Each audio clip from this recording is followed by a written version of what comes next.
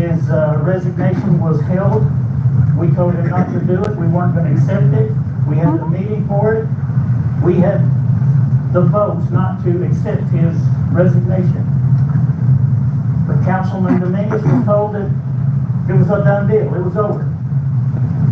This whole deal stemmed from the Charter Review Committee where Mr.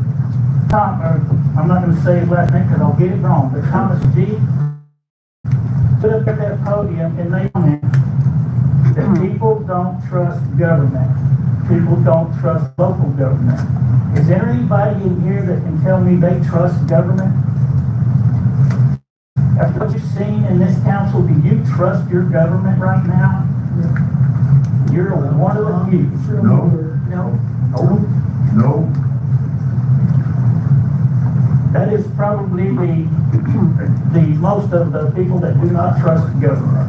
And why should they trust us? They ran a $16 million bond underneath y'all, would not let y'all vote for it because they didn't think you were smart enough to. So they didn't let you vote for it.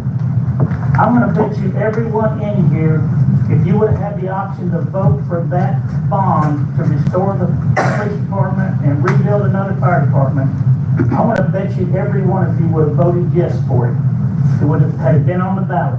Been on the ballot, yeah. Am I correct? Yep. That's all that had to be done was put on the ballot and to tell people that you trust them because you want their trust. And because of that, we know, I wasn't here then, but I don't feel like you trust us now anyway because of things like that. And things like we've done to that city attorney. He spoke the truth and he hurt two people's feelings. Oh my gosh. I've been in public service all my life. I know what it's like to work for the people. Mr. Valdez, I have nothing against you. I know you're a good attorney. I know you're going to be a judge, but the way that you were brought in here was not right. They should not have fired or run off our city attorney who was trying to help this council, was trying to help this city, was trying to do something for this city that the former attorney got us sued every time we turned around. And they allowed it because they kept that city attorney. Till it finally got unbearable and they had to do something about it. Mr. Thomas was teaching us how to run these councils correctly. How to get that charter changed and renewed and brought up to speed because it hadn't been done in 4 years. And it wasn't done very good then. So everybody can think what they want. But the real reason is because the man was good for this city. But he wasn't good for a couple of people. I wonder why. Yeah, I wonder why myself. Not $1 in and out. Again. Joe, would you like to say anything? Come on, Joe. Well, just on the October 8th, Randy, you called and your question to me was, did I visit with Mr. Edwards? The answer was no. Did you tell Mr. Edwards that you voted to fire Thomas? I didn't even talk to Mr. Edwards that whole week.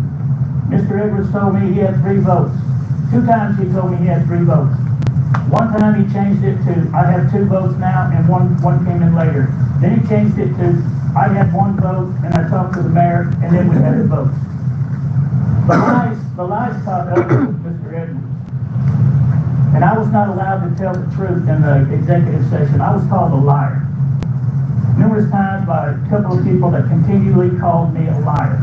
I don't lie. I'll tell you how it is. You may not like it, but I don't care. I'm not going to lie to you. Would you have voted to terminate Thomas?